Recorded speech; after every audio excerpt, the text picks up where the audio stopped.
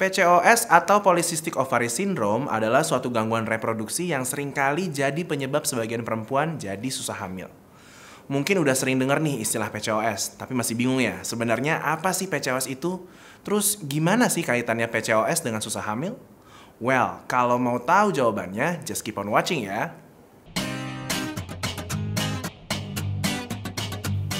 Halo, ketemu lagi sama saya Dr. Abi dari Alo Dokter. Gimana kabarnya nih? Mudah-mudahan viewers Alo Dokter sehat semua ya. Seperti yang saya udah bilang tadi di awal, kali ini kita bakalan bahas tentang PCOS. Nah, sebagian orang mungkin taunya PCOS itu cuma sekadar bisa bikin perempuan jadi susah hamil. Memang betul, tapi untuk ngebahas tentang PCOS, nggak sesimpel itu. Ada beberapa hal yang harus dipahami terlebih dahulu. Jadi gini, PCOS terjadi karena tingginya kadar hormon maskulin atau hormon androgen pada tubuh perempuan. Padahal harusnya hormon androgen ini tingginya pada laki-laki. Loh, kok bisa begitu dok? Ada hormon laki-laki di tubuh perempuan? Ya bisa memang, karena sebenarnya dalam tubuh perempuan ada juga hormon laki-laki. Tapi jumlahnya kecil bila dibandingkan dengan hormon kewanitaannya.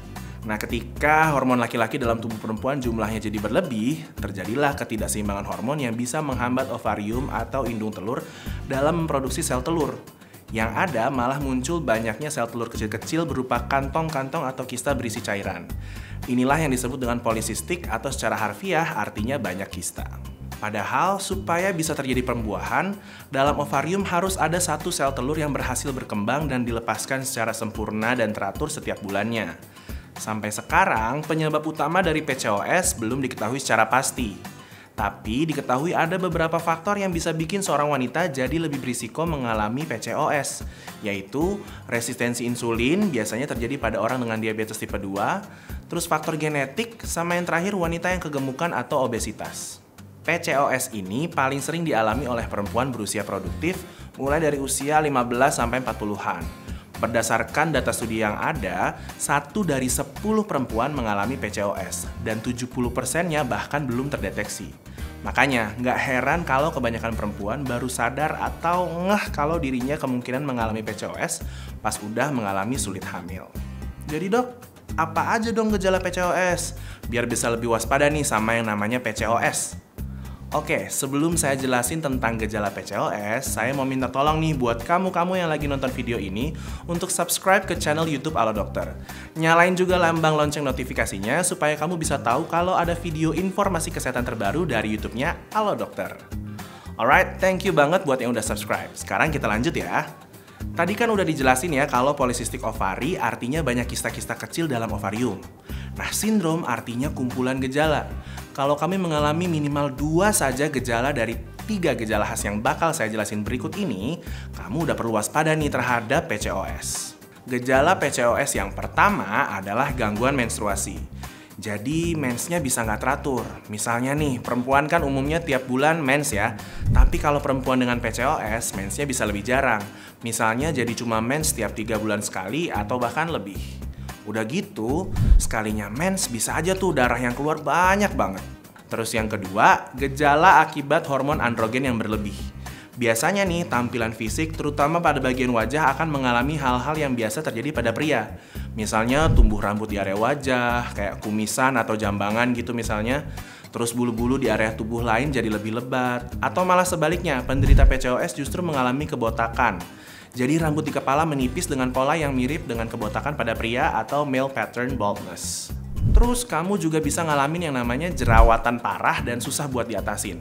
Nggak cuma itu, warna kulit juga bisa jadi lebih gelap.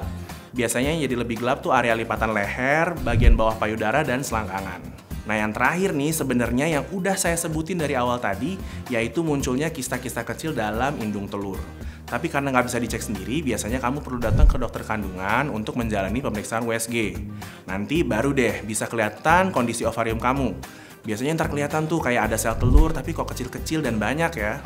So, kalau kamu mengalami gejala-gejala kayak yang tadi saya jelasin, ada baiknya kamu segera memeriksakan diri ke dokter kandungan.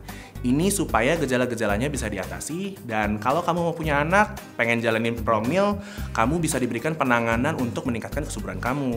Penanganan yang diberikan biasanya berupa terapi hormon seperti estrogen dan progesteron yang bisa mengatur siklus haid menjadi normal sehingga diharapkan bisa meningkatkan kesuburan dan peluang kehamilan.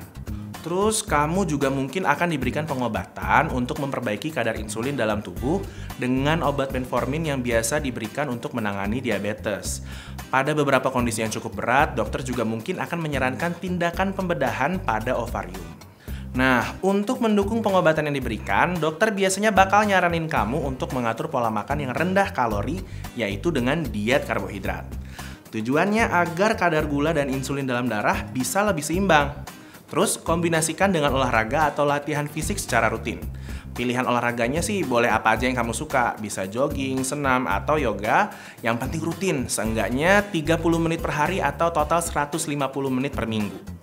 Kalau ini berhasil dilakukan, berat badan kamu diharapkan bisa turun, sehingga efektivitas obat dan kesuburan kamu bisa lebih baik. Oke deh, segini dulu aja kali ya yang bisa saya jelasin tentang PCOS. Kamu punya saran apa lagi nih untuk topik video Halo Dokter selanjutnya? Tulis di kolom komentar di bawah ya. Dan kalau kamu mau tanya-tanya seputar gangguan reproduksi atau masalah kesehatan wanita lainnya, kamu bisa tanya dokter spesialis OB/GYN langsung di aplikasi Halo Dokter. Nggak cuma itu, di aplikasi ini kamu bisa gunakan berbagai fitur yang bermanfaat buat kesehatan kamu. Makanya download aplikasinya di Play Store dan App Store. So, thank you very much for watching this video. Jangan lupa untuk like, comment, subscribe, dan share sebanyak-banyaknya, terutama ke kerabat kamu yang kemungkinan membutuhkan informasi ini. Hidup sehat bersama Halo Dokter.